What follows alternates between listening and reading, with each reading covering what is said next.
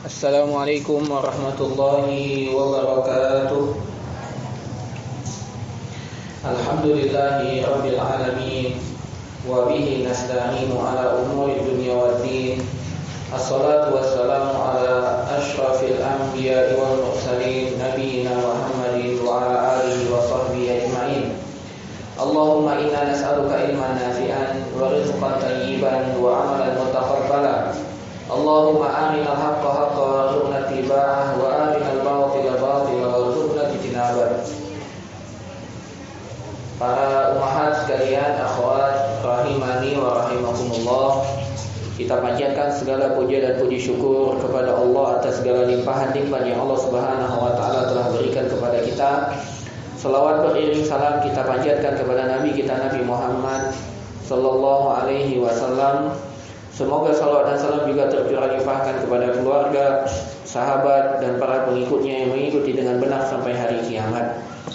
Alhamdulillah, pada siang hari ini kita akan melanjutkan pembahasan kita dari kitab Syarhu Umdatil Mar'ah atau Umdatul Mar'ah Mi'atu Hadisin Muntaqatun min Ahadis Mar'ah, tentang Umdatul Mar'ah, pokok pondasi seorang wanita, yang berisi 100 hadis yang diambil dari hadis-hadis tentang wanita.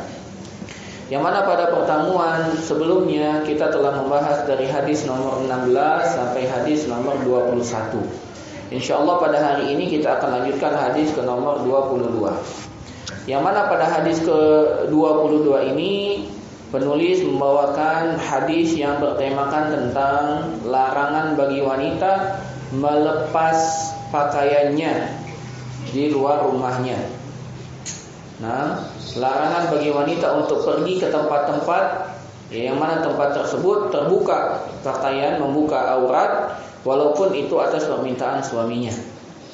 Ya, larangan untuk pergi ke tempat yang tempat itu terkenal, sudah ma'ruf bahwasanya tempat itu di tempat wanita-wanita yang membuka auratnya, maka kita dilarang untuk ke tempat tersebut walaupun atas permintaan suami kita. Hadisnya dari sahabat Jabir bin Abdullah radhiyallahu anhu, dia berkata, anna Nabiy sallallahu alaihi wasallam qala, bahwasanya Nabi sallallahu alaihi wasallam pernah bersabda, man kana yu'minu billahi wal yawmil akhir fala yadkhulul hammama bighairi izaratin atau bighairi izarin.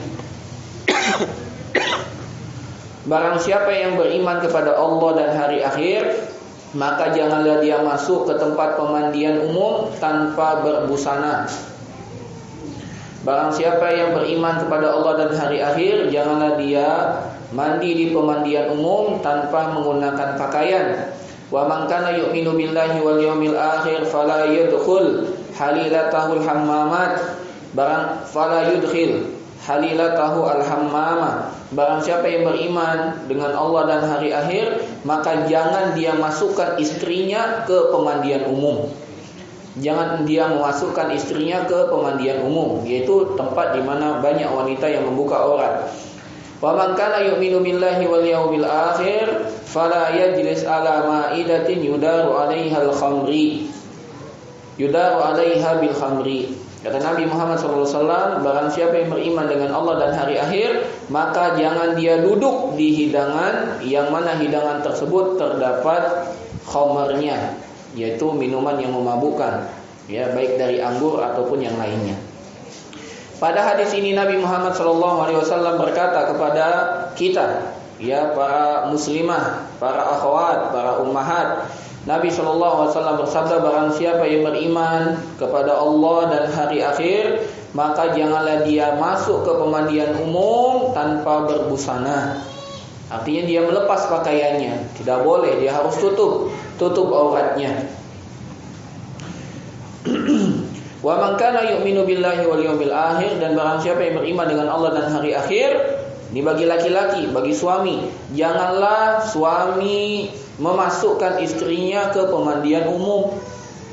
Artinya dia memerintahkan mandi sana, atau dengan mengizinkan, sayang saya mau mandi di pemandian umum, ya boleh silakan. Itu juga makna memasukkan. Karena wanita tidak boleh pergi tanpa izin dari suaminya. Ketika suaminya mengizinkan berarti itu atas perintah suaminya. Wa man kana yu'minu billahi wal yawmil akhir, barang siapa yang beriman kepada Allah dan hari akhir, maka janganlah dia duduk di hidangan yang terdapat minum-minuman keras, minum-minuman yang memabukkan. Nah, dari hadis ini ada beberapa faedah yang kita ambil. Yang pertama, bahwasannya laki-laki bertanggung jawab atas istrinya.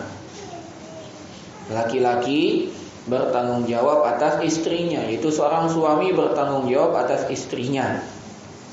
Dan dia akan dihisab, akan dihitung ya atas perbuatannya bersama istrinya di hari kiamat. Dia akan dihisab oleh Allah tentang perbuatan yang ia lakukan bersama istrinya di hari kiamat. Ketika istrinya keluar, dia izinkan, itu ditanya oleh Allah. Atau istrinya ingin keluar tapi dia tidak izinkan, itu pun akan ditanya oleh Allah. Ketika istrinya dia tidak tahu, dia tidak mengajarkan, itu akan ditanya oleh Allah. Istrinya ingin mencari tahu, dilarang oleh dia, itu pun akan ditanya oleh Allah. Ini laki-laki. Dan laki-laki ini berat tanggung jawabnya, ibu-ibu sekalian, para ummahat, ya. Maka bantulah suami-suami kita ini untuk dapat menjalankan agama ini dengan benar. Bagaimana cara ibu-ibu membantu suami? Dengan cara taat kepadanya dalam perkara yang baik. Taat kepadanya dalam perkara yang baik. Faedah kedua, seorang suami yang bertanggung jawab atas istrinya dalam semua kehidupan istrinya, itu merupakan bukti dia beriman kepada Allah dan hari akhir. Tanggung jawab yang suami berikan kepada istri itu bukti bahwasanya ia beriman kepada Allah dan hari akhir. Artinya, apabila ada seorang suami yang menelantarkan istrinya, berarti keimanannya itu rendah.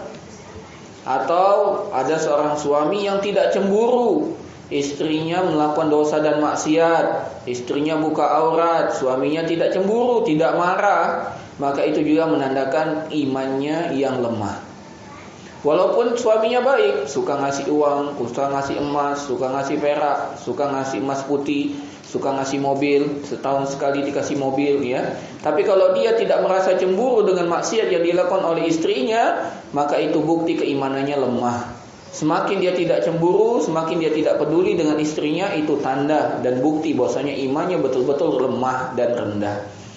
Sebagian laki-laki itu bahkan memaksa istrinya untuk bersolek, ya, bertabarruj, membuka aurat, tampil mohon maaf seksi di hadapan orang lain demi menjaga kehormatan sang suami. Contoh, suami adalah seorang bisnismen, bertemu dengan rekan kerjanya, ya. Ketika suami meminta kepada suaminya tampil cantik, ya, pamer aurat, ya, memamerkan lekuk tubuh, ketahuilah bahwasanya suaminya imannya begitu rendah.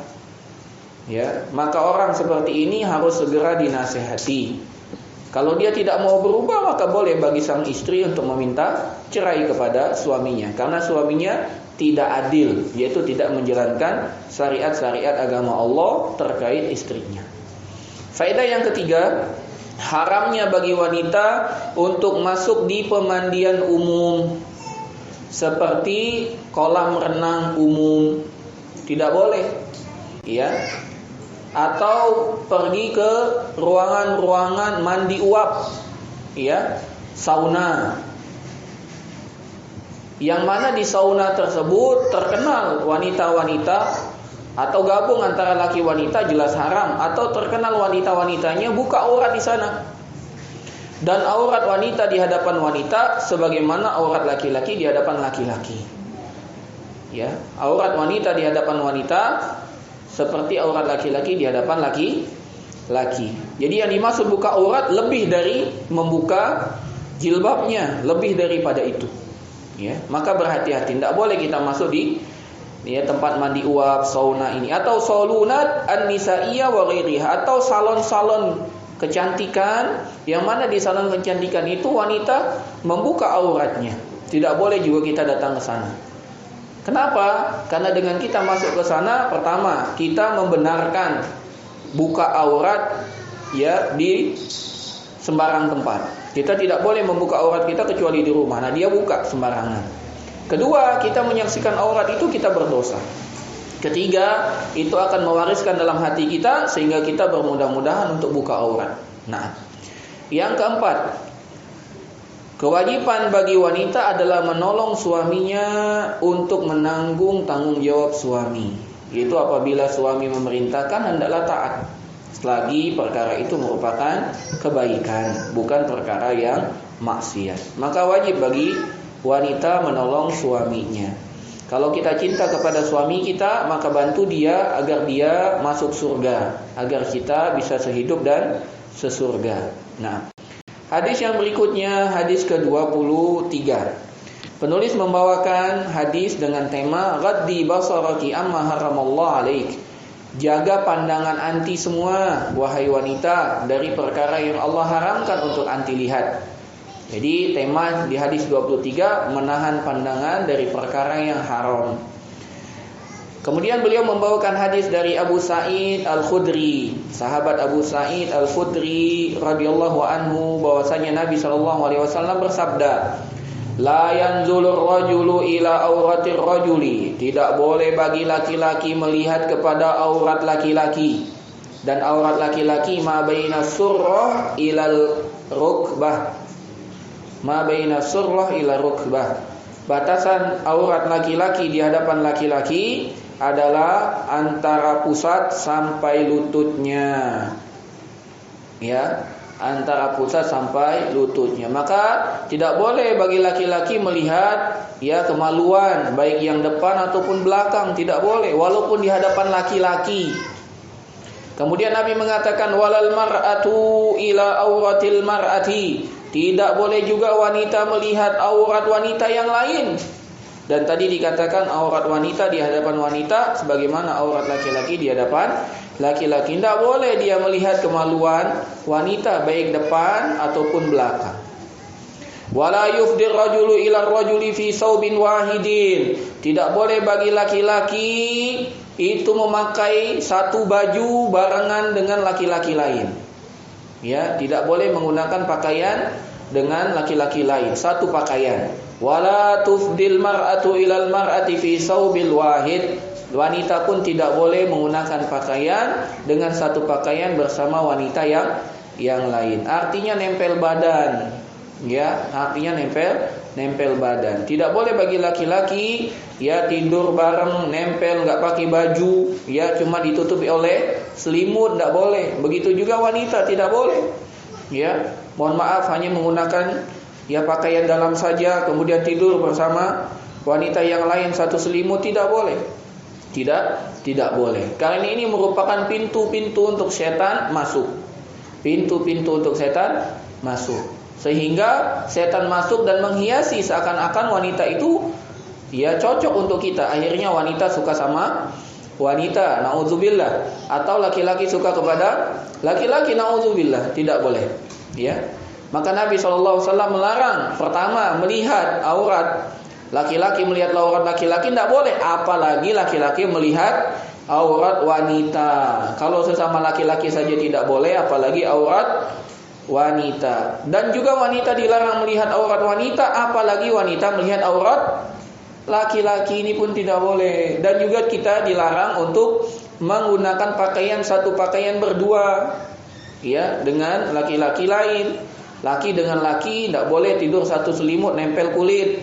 Wanita dengan wanita tidak boleh tidur satu selimut nempel kulit. Nah, beberapa faedah hadis yang dapat kita ambil. Yang pertama, haramnya bagi wanita melihat kepada aurat wanita yang lain, baik secara langsung ataupun melalui foto atau video.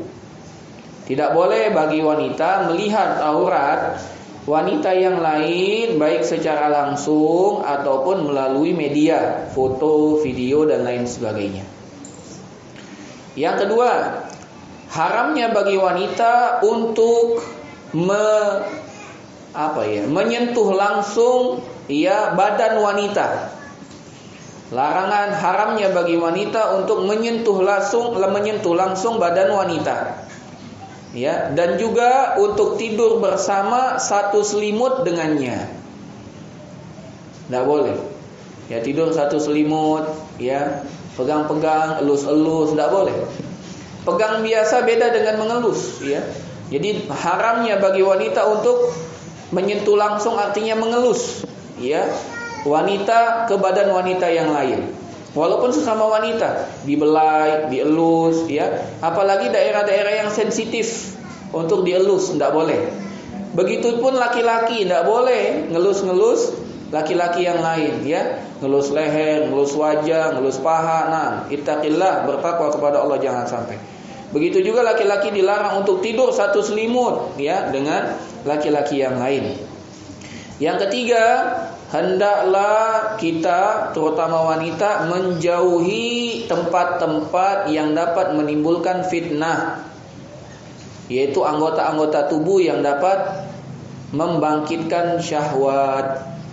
Hendaklah menjauhi tempat-tempat fitnah, yaitu tempat-tempat atau anggota-anggota badan yang dapat menimbulkan syahwat. Yang syahwat, apabila daerah itu disentuh, ya, merinding dia, maka jangan disentuh yang bagian itu, ya. Walaupun sudah teman dekat, walaupun, ya, kita katakan ukhuwah fillah, ini saudara kita, ya, karena Allah, jangan disentuh bagian itunya, tidak boleh. Yang keempat, wujubu satril aurah an a'yunin nas, wajibnya menutup aurat dari mata-mata manusia. Wajib.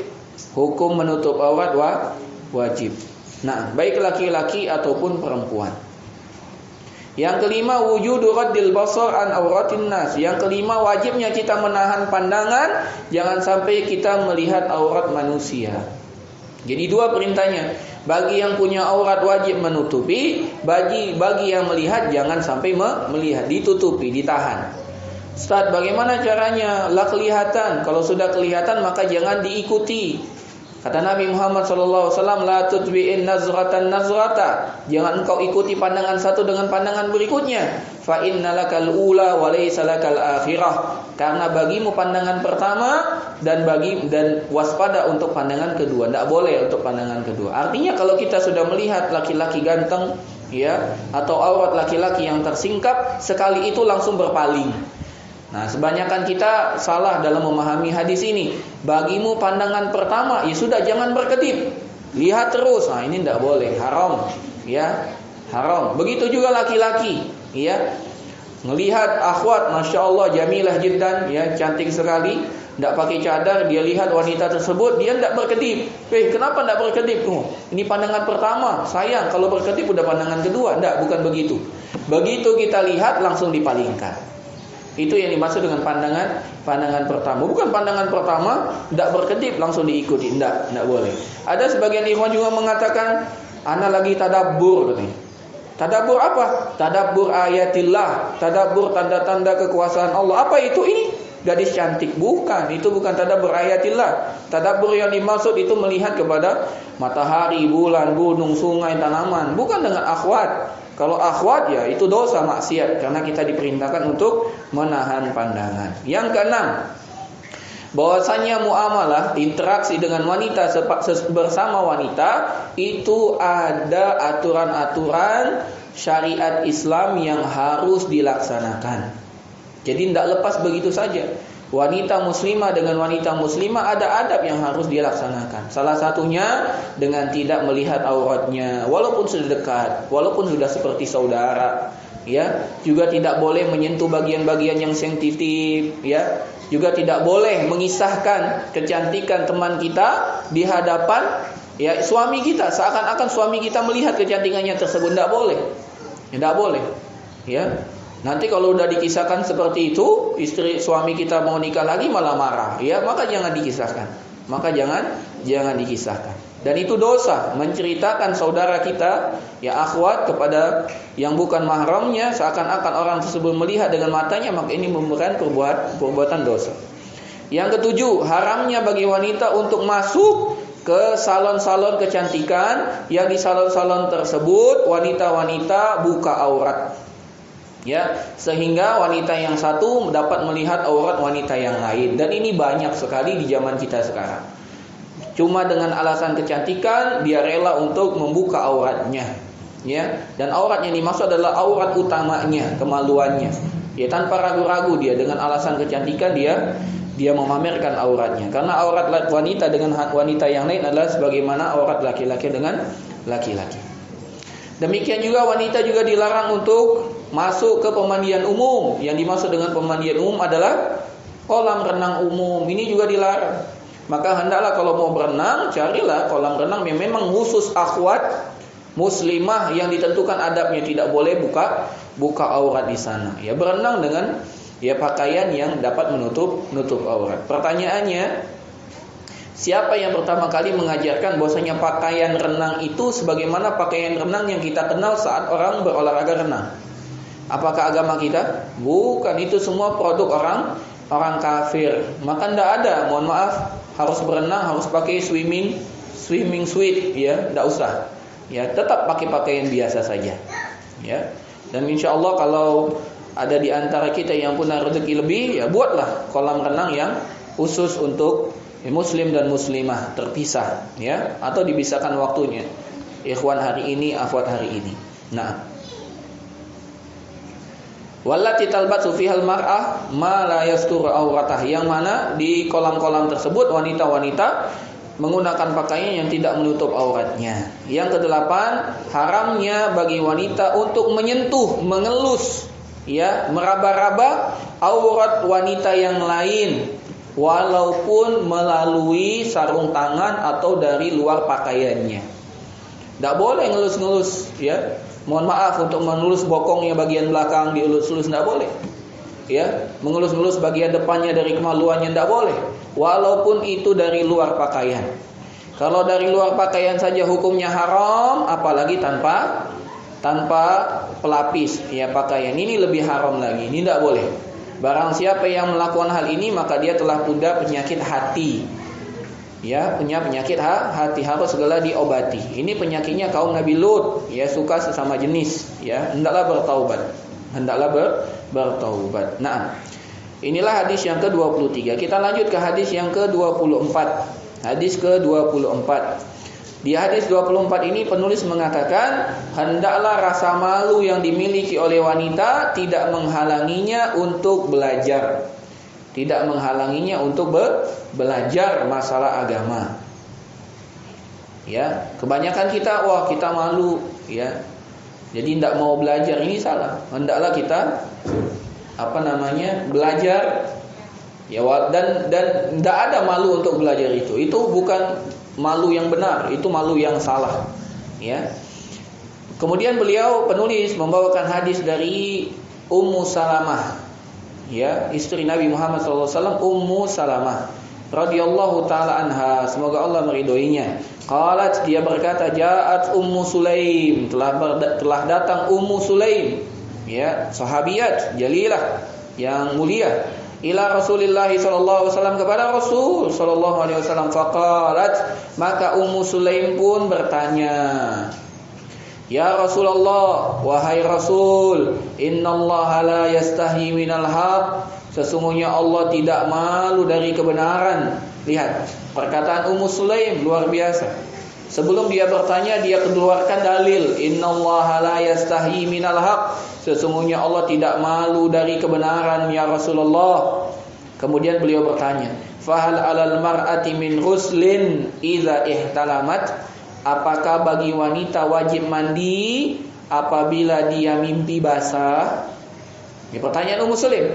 Apakah wanita wajib mandi kalau dia mimpi basah? Qala Nabi sallallahu alaihi wasallam, maka Nabi menjawab, idza ra'atil ma, ya, wajib mandi kalau dia mendapatkan basah. Ya, mendapatkan air, yaitu basah. Ya. Kalau dia dapati di pakaiannya ketika dia bangun ternyata basah, ya, maka dia wajib mandi. Maka istri Nabi Muhammad SAW, Ummu Salamah, faghattat Ummu Salamah ta'ni wajhaha, maka Ummu Salamah pun malu-malu sambil menutup wajahnya, dengan hijabnya, menutup wajahnya. Wa qalat, maka Ummu Salamah pun mengatakan, ya Rasulullah, wahai Rasulullah, awatahtalimul mar'ah, emang iya wanita mimpi basah gitu. Maka kata Nabi Muhammad SAW, na'am, iya jelas, ya jelas wanita itu mimpi basah. Fabima yusbihuha waladuha, kalau dia tidak mimpi basah artinya tidak punya mani, gimana mungkin anaknya bisa mirip dengan dia? Ya, kata Nabi Muhammad SAW, fabima yusbihuha waladuha, kalau dia tidak punya mani, gimana mungkin anaknya punya kemiripan dengan dia. Artinya di hadis ini kita mengetahui bahwasanya wanita juga punya air mani dan wanita juga bisa mimpi basah. Cuman bedanya air mani laki-laki berbeda dengan air mani perempuan. Dan tadi Ummu Sulaim telah mengatakan Allah tidak malu dari kebenaran. Ketika kita belajar ini kita tidak harus malu karena ini kebenaran yang harus disampaikan. Maka air maninya laki-laki memiliki sifat kental, berwarna putih dan lengket, ya, dan berbau, ya, ada baunya khas. Adapun perempuan, maka air maninya adalah tipis dan berwarna kuning, tidak kental sebagaimana laki-laki, ya, tipis dia, tidak tebal sebagaimana air maninya laki-laki. Nah, ada beberapa faedah hadis yang dapat kita ambil. Yang pertama, hendaklah seorang wanita cerdas dalam mengungkapkan pertanyaannya. Sebagaimana yang dilakukan oleh Ummu Sulaim. Sebelum Ummu Sulaim bertanya, Ummu Sulaim mengatakan, sesungguhnya Allah tidak malu dari kebenaran. Nah, ungkapan ini membantu Ummu Sulaim agar berani mengungkapkan pertanyaan, yaitu masalah mimpi basah. Jadi hendaklah seorang wanita memilih, ya, pertanyaan atau ingin bertanya, memulai muqaddimah yang bagus, yang tidak merendahkan, ya, dirinya, atau dia sebutkan sesuatu yang baik, dia kemudian bertanya. Karena sebagian wanita karena kepolosannya dia sebutkan ana, ya, ditanya di hadapan umum, ana pernah seperti ini, maka cukup dia mengatakan bagaimana hukum orang yang pernah melakukan ini tanpa dia menyebut namanya. Ini harus punya kecerdasan bagi wanita saat melemparkan pertanyaan, ya, harus punya iffah, harus punya kesucian diri, jangan sampai merendahkan dirinya untuk bertanya. Yang kedua, bahwasanya wanita itu sama seperti laki-laki. Kalau dia mimpi basah, yaitu sama-sama wajib mandi, ya. Jadi laki-laki dan wanita tetap, ya, harus mandi wajib. Bagaimana kalau wanita melihat adanya air, yaitu air mani? Kalau tidak lihat berarti tidak. Begitupun laki-laki, kalau dia melihat ada air baru mandi, tapi kalau tidak ada air tidak usah mandi. Dan mimpi basah ini tidak terhenti ketika orang sudah menikah. Ini kebanyakan orang berpikir kalau sudah menikah tidak mimpi basah lagi. Tidak harus. Ada orang yang sudah menikah pun tetap mimpi basah. Dan mimpi basah tidak harus, ya, kita melihat sesuatu, ya. Kalau kita dapati ketika kita bangun kita basah, ya, dan kita tahu bahwasanya itu adalah mani, maka kita mimpi basah. Tanpa kita mungkin ketika kita tidur tidak sadar apa-apa, kemudian keluar mani tanpa mimpi apapun, itu pun tetap wajib mandi. Yang ketiga, bahwasanya mimpi basah bagi wanita diketahui apabila terdapat air yang dia lihat.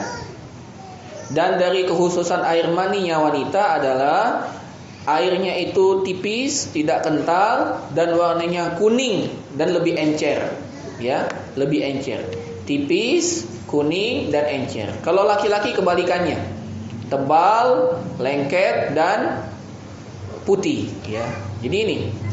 Kemudian yang keempat dari faedah hadis ini, bahwasanya wanita, ya, rasa malu yang dimiliki wanita tidak menghalanginya untuk bertanya dan menyebut perkara-perkara yang memang harus diketahuinya.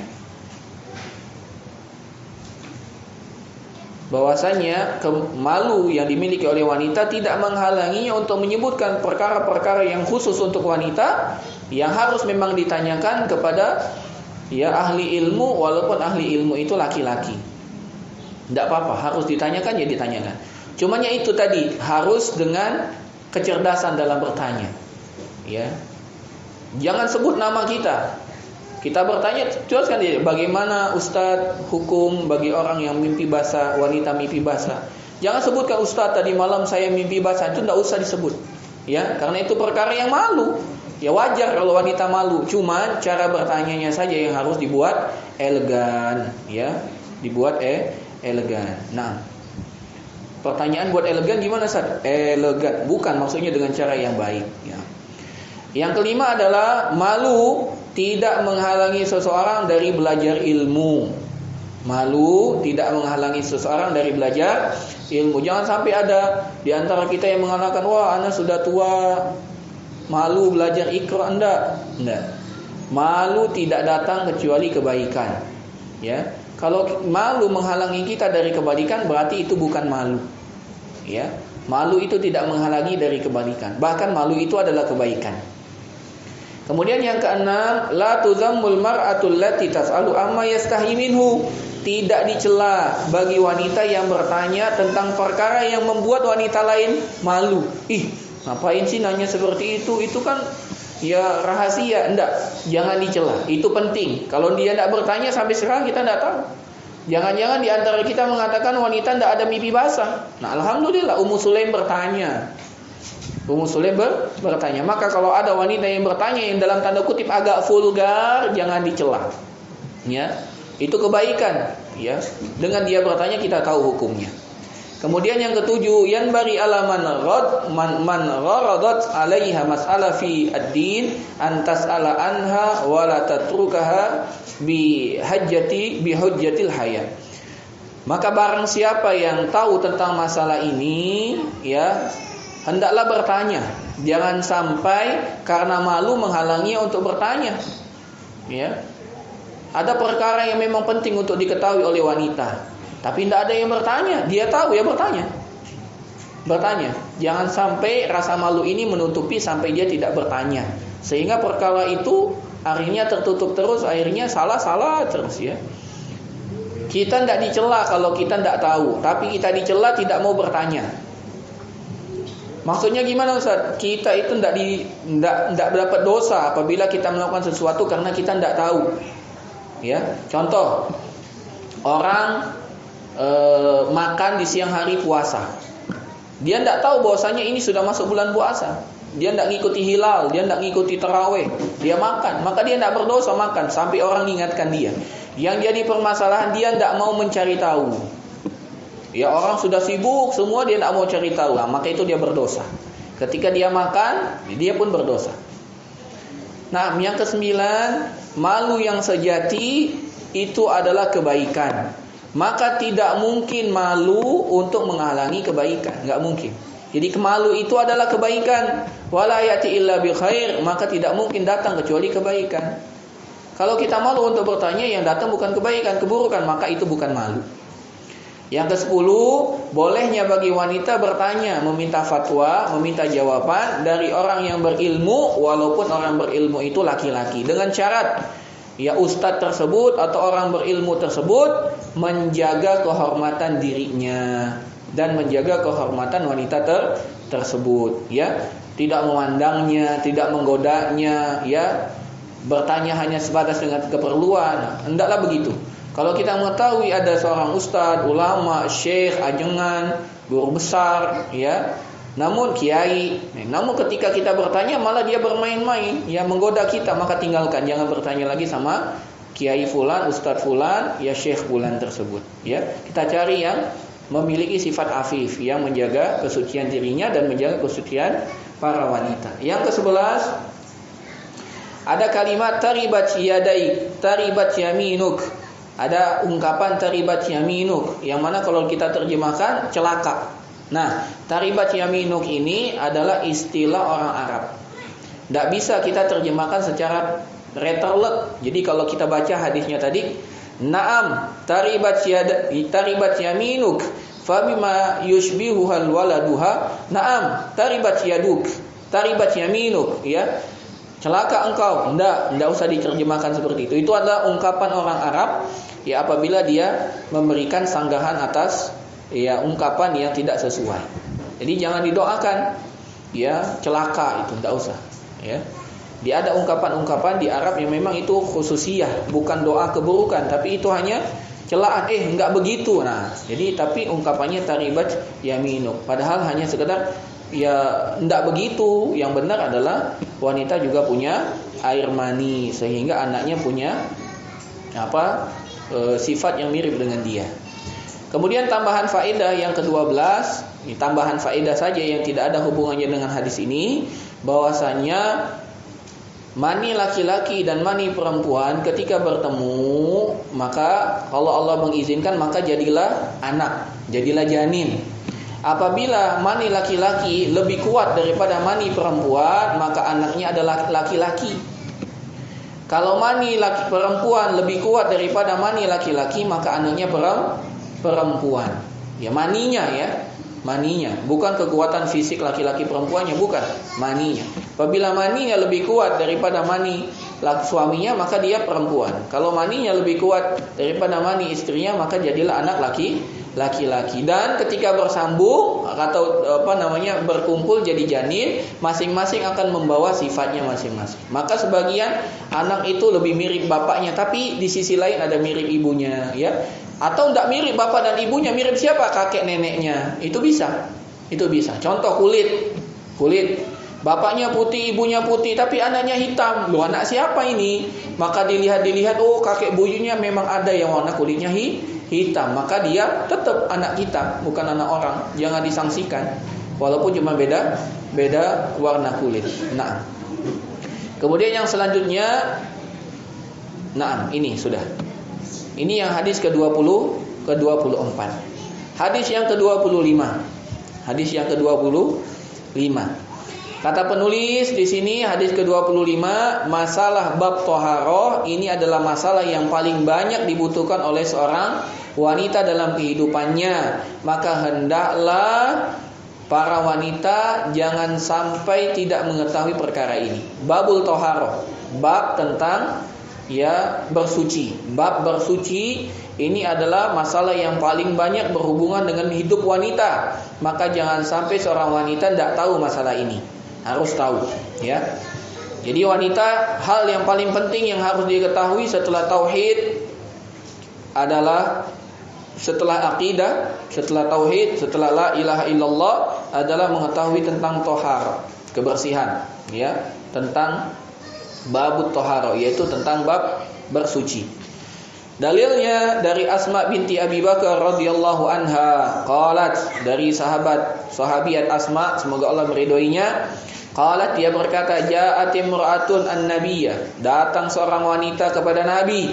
Faqalat, maka wanita itu berkata, ara'aita ihdana tahidu fi thawbi kaifa tasna? Ya Rasulullah, bagaimana menurut engkau kalau seandainya salah satu dari kami haid, kemudian darahnya nempel di pakaian? Ana ulangi ya, ibu-ibu sekalian, ummahat, akhwat. Kata sahabat ini bertanya kepada Nabi, ya Rasulullah, bagaimana pandanganmu apabila salah seorang dari kami haid? Haid kan ada darahnya. Kemudian darah tersebut nempel di pakaian kami. Apa yang harus kami perbuat ya Rasulullah? Apa kami gunting kemudian kami buang? Apa kami buang pakaian semua atau gimana? Maka kata Nabi Muhammad SAW, tahuttuhu summa takrusuhu bil ma'i wa tanhaduhu wa tusalli fihi. Kata Nabi Muhammad SAW, hendaklah engkau sikat. Bahkan bila perlu kalau tidak ada sikat, dengan dikerik. Bagaimana cara mengeriknya? Dengan ujung kuku. Kalau dia sudah kering, ya, kerik dengan ujung kukunya. Maka beliau menjawab, membersihkan darah yang mengenai pakaian tersebut dengan cara menggosoknya, menguceknya, yaitu dengan cara mengeriknya dengan jari. Lalu ditambah lagi dengan apa? Memercikan dengan air, ya. Kemudian dia sholat dengan pakaian tersebut. Jadi kalau misalnya di gamis ibu-ibu semuanya, misalnya ada terkena darah haid, 1 titik darah haid misalnya, tahu itu bahwasanya darah haid, ternyata darah itu sampai kering. Apa yang dilakukan? Pertama dikerik dulu darah haid itu, dikerik, sudah habis kerik percikan air, dipercikan air, dikosok, sudah. Ya, jadi tidak perlu kalau cuma satu titik yang kena darah haid, tidak usah semuanya yang dicuci. Kata Nabi Muhammad SAW, keriklah yang darahnya udah kering tersebut, kemudian percikan airnya, kemudian selesai, kemudian kamu pakai lagi pakaian itu untuk sholat sah. Ya, itu kalau sebagian kecil pakaiannya. Tapi kalau semuanya kena darah, ya sudah, berarti dicuci, dicuci. Nah, ini penting sekali, ya, karena ini hal yang tidak lepas dari kehidupan seorang wanita. Ada beberapa faedah hadis yang dapat kita ambil. Pertama, yang dimaksud dengan mengerik adalah menggunakan ujung-ujung kuku untuk mengeriknya itu, atau dengan alat yang sama dengan itu. Betul-betul dihilangkan darah keringnya itu. Tinggal sisa yang nempel di baju, ya, noda sedikit itu tinggal kita percikan air, ya. Kemudian jawazul su'alil mar'a an al-amri alladhi yastahiya'an minhu. Bolehnya bagi wanita bertanya dengan perkara yang sebagian wanita malu untuk bertanya. Dan hal tersebut bukan aib dan tidak boleh kita mengingkari hal tersebut. Boleh, silakan bertanya. Kemudian yang ketiga, jawazu ifsahi amma yastakzir lidarurati su'al wa mi'rafil hukmil asyari. Bolehnya kita melemparkan pertanyaan yang memang hal tersebut sangat penting untuk mengetahui hukum syar'inya. Yang keempat, bolehnya bagi wanita meminta fatwa, bertanya kepada laki-laki, ya, kepada laki-laki yang dia kenal, laki-laki tersebut memiliki kesucian dirinya. Ya, walaupun perkara yang ditanyakan adalah pertanyaan terkait wanita, yang khusus untuk wanita. Yang kelima, wajibnya mandi atau wajibnya mencuci najis dengan air jika najis tersebut terkena baju atau pakaian, terkena pakaian atau badan. Jadi wajib mencuci. Ya, tadi kalau sedikit kita kerik, kemudian kita percikan air. Tapi kalau banyak, ya betul-betul kita sikat dengan air. Betul-betul kita sikat dengan air. Begitu juga di badan kita cuci dengan air. Pertanyaannya, apakah najis membatalkan wudu? Maka jawabannya, najis tidak membatalkan wudu. Tapi kalau kita sholat dalam kondisi ada najis, maka sholat kita tidak sah, karena tidak terpenuhi syarat sah sholat. Karena salah satu syarat sah sholat, bersih badan, tubuh, dan tempat sholat dari perkara najis. Dan najis itu fisik. Kalau hadas itu maknawi. Najis itu fisik, dapat kelihatan oleh mata. Kalau hadas itu pada diri kita. Contohnya apa? Contohnya kita buang air kecil, air kencing manusia najis. Setelah kita buang air kecil tersebut, kita hadas, namanya hadas kecil. Cara menghilangkannya adalah menghilangkan najis dengan cara kita istinja dengan air. Jadi kita, mohon maaf, habis pipis kita cebok. Itu cara istinja. Kemudian setelah itu kita berwudu untuk menghilangkan hadas. Jadi hadas dan najis itu berbeda. Cara menghilangkan hadas adalah dengan berwudu, atau hadasnya hadas besar dengan mandi. Tapi kalau kita tidak bisa wudu atau mandi karena sakit atau tidak ada air, kita dengan tayamum. Tapi kalau najis, maka ini dengan cara apapun kita cuci. Kita cuci dengan air, dengan sikat, dengan sebut merek, Rinso, Soklin, Baiklin, terserah, bebas. Ya, tapi kalau menghilangkan hadas ada tata cara khususnya. Adapun najis tidak. Kecuali jilatan anjing. Maka datang hadis yang menjelaskan tentang dengan terperinci bagaimana cara mensucikan barang yang telah dijilat oleh anjing. Nah, yang keenam, la yushtaratul adatu fi ghuslin najasati wa yaktafi bil inqa. Tidak disyaratkan berapa kali harus mencuci pakaian yang terkena najis. 1 kali kah? 2 kali kah? 3 kali? Tidak.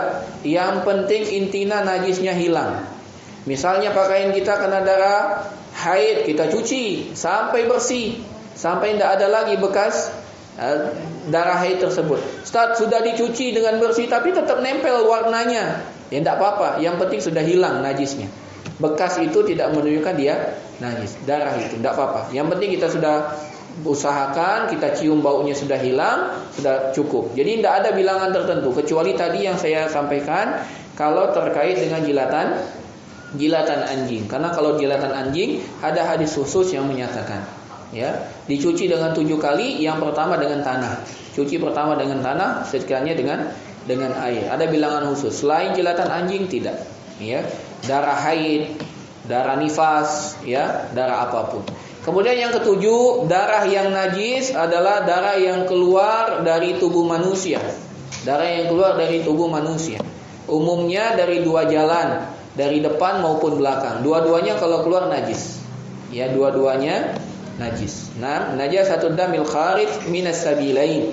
Najisnya darah yang keluar dari 2 jalan, dari kubul bagian depan atau dari dubur bagian belakang. Dua-duanya najis. Ya, dua-duanya najis. Baik. Ini hadis yang ke-25. Kemudian yang terakhir, ya, sebelum kita akhiri, hadis yang terakhir tentang perkara khusus bagi wanita yang tidak boleh atau yang tidak bisa dia hindari, yaitu masalah haid. Hadis ke-26 ini masalah haid. Haid adalah kudratnya wanita. Haid adalah takdir yang Allah tetapkan untuk wanita. Nabi Muhammad sallallahu alaihi wasallam ya pernah mendapati istrinya Aisyah radhiyallahu taala anha. Aisyah pada suatu perjalanan, yaitu perjalanan ibadah haji. Kata Aisyah, kharajna la nadri ilal hajj falamma la nara ilal hajj falamma kunna bi sarafa hittu. Dahulu kami pernah keluar dan kami tidak keluar dari kota Madinah, tidak ada tujuan lain kecuali untuk menunaikan ibadah haji. Ketika kami sampai di tempat yang namanya Sarifah, Sarifah ini nama tempat dekat dari kota Mekah, hittu, maka datang bulan. Aisyah pun datang bulan. Gimana setelah datang bulan? Bulannya datang ke dia. Enggak, haid maksudnya. Ya, haid. Fadakhala alayya Rasulullah, maka Rasul pun masuk menemui Aisyah. Wa ana abki, sedangkan Aisyah sedang menangis. Lihat bagaimana romantisnya Rasul. Ketika Rasul masuk mendapati istrinya bersedih, menangis, Rasul tidak mendiamkan. Oh, lagi error. Enggak, ditanya sama Rasul, "Malaki, ada apa? Kenapa? Lah kok nangis? Kenapa?" Gitu kan? Anusifti. Naam, anusifti, apakah engkau datang haid? Apakah engkau sedang haid? Maka Aisyah mengatakan, qultu na'am, ya Rasul, aku haid. Qal, maka Nabi pun memberikan semangat kepada Aisyah. Inna hadza amrun, ini adalah perkara kataballahu ala banati Adam, yang telah Allah tetapkan bagi semua anak perempuannya Adam. Aisyah, iya, memang haid itu sakit, memang haid itu tidak enak, memang haid itu tidak nyaman, memang haid itu menghalangi kamu. Tapi ini merupakan takdir yang Allah tetapkan untuk semua anak wanitanya Nabi Adam. Bukan hanya kamu, semua anak wanitanya Nabi Adam haid. Faqdi ma yaqdil hajj, maka jangan sampai haid ini menghalangi kamu dari haji. Laksanakan semua yang dilaksanakan oleh orang yang mau haji, ghaira alla tatufi bil bait, kecuali kamu jangan tawaf di Ka'bah.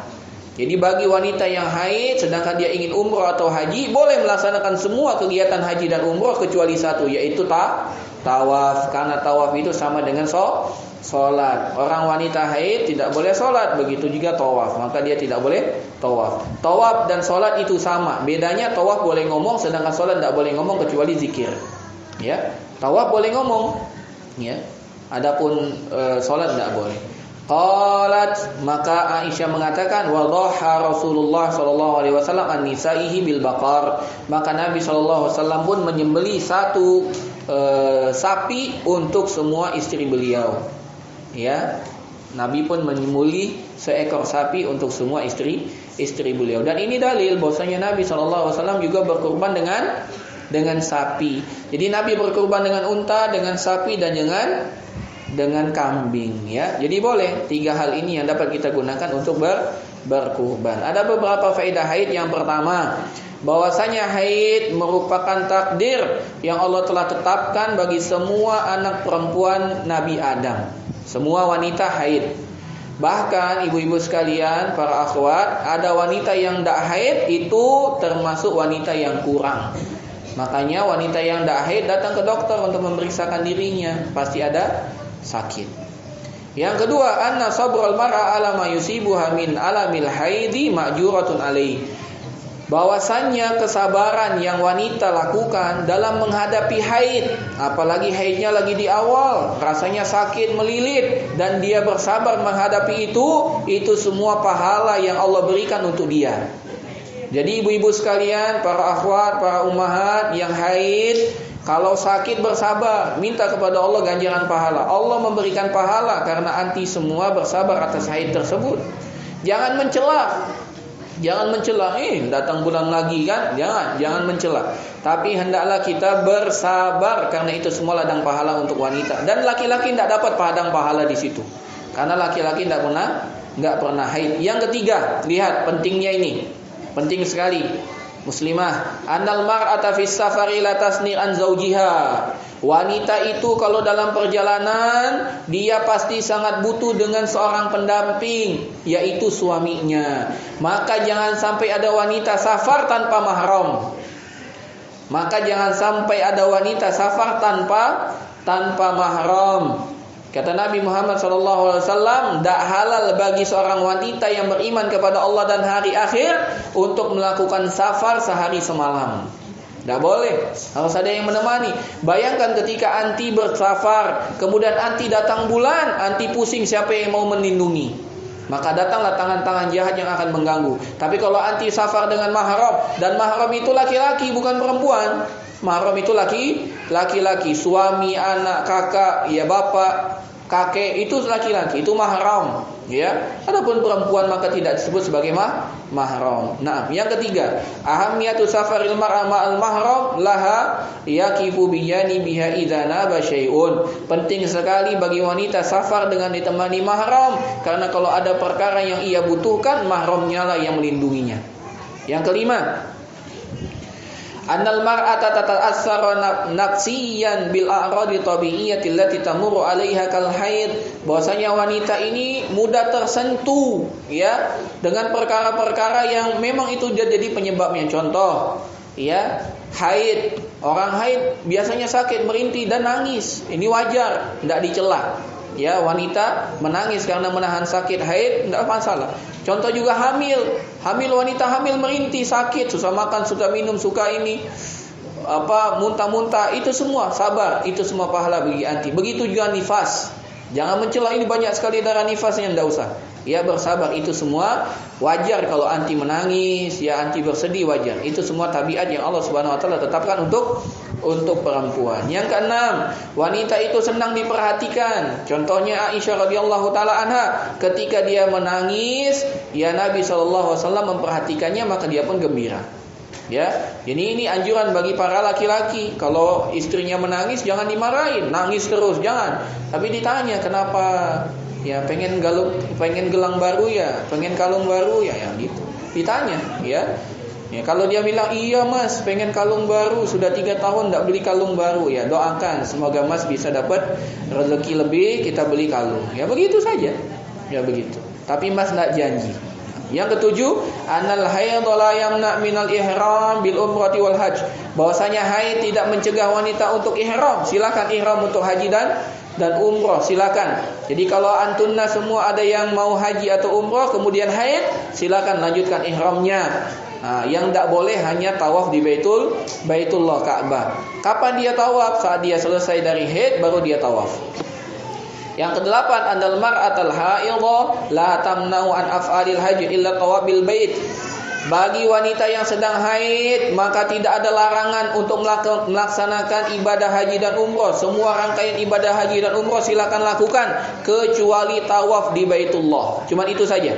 Semua boleh, lempar jumroh, apalagi semuanya, ya. Wukuf di Arafah silakan lakukan. Yang tidak boleh hanya apa? Hanya tawaf di Ka'bah, itu tidak boleh. Kemudian yang terakhir, ini penting dan ini banyak ditanyakan. Annal haidha yajuzu laha tilawatul Qur'an. Bahwasanya wanita yang haid boleh membaca Al-Qur'an. Membaca boleh. Walakinnaha la tumsikul mushafa. Tapi yang tidak boleh adalah menyentuh mushaf secara langsung. Illa bihailin, kecuali dia pakai sarung tangan. Boleh, atau pakai kain, atau pakai yang melapisinya, boleh. Untuk lebih aman sekarang bagi wanita yang ingin membaca Al-Quran sedangkan dia haid, bisa menggunakan aplikasi di handphone atau di tablet atau di laptop. Boleh. Kenapa? Karena para ulama kontemporer zaman sekarang mengatakan hukum handphone yang ada HP tetap handphone, tidak bisa dikatakan itu mushaf. Maka memegang handphone yang ada Al-Qurannya tidak sama dengan memegang mushaf. Jadi boleh membaca Al-Quran melalui apa? Melalui handphone. Sekarang hari Jumat mau baca surah Al-Kahfi silakan, ya. Tapi anak lagi haid Ustaz, berarti pakai handphone atau pakai hafalan. Kalau pakai hafalan semua ulama sepakat boleh membaca Al-Quran lewat hafalan walaupun sedang haid. Li'anna tilawatal Quran min amsalil a'mali hajj. Bahwasanya membaca Al-Quran salah satu dari amalan haji. Walam tunha anhu. Namun membaca Al-Quran tidak dilarang oleh Nabi Muhammad sallallahu alaihi wasallam. Ini dalil yang menunjukkan bahwasanya bagi wanita yang haid boleh untuk membaca Al-Quran. Yang terlarang adalah memegang mushaf Al-Quran. Mungkin ini dapat kita sampaikan ayat atau hadis ke-21 sampai hadis ke-26. Alhamdulillah kita dapat 5 hadis. Semoga Allah Subhanahu wa taala memberkahi apa yang kita pelajari hari ini. Kita tutup dengan doa kafaratul majlis. Subhanakallahumma bihamdika asyhadu an la ilaha illa anta astaghfiruka wa atubu ilaik. Jika ada pertanyaan kami persilahkan.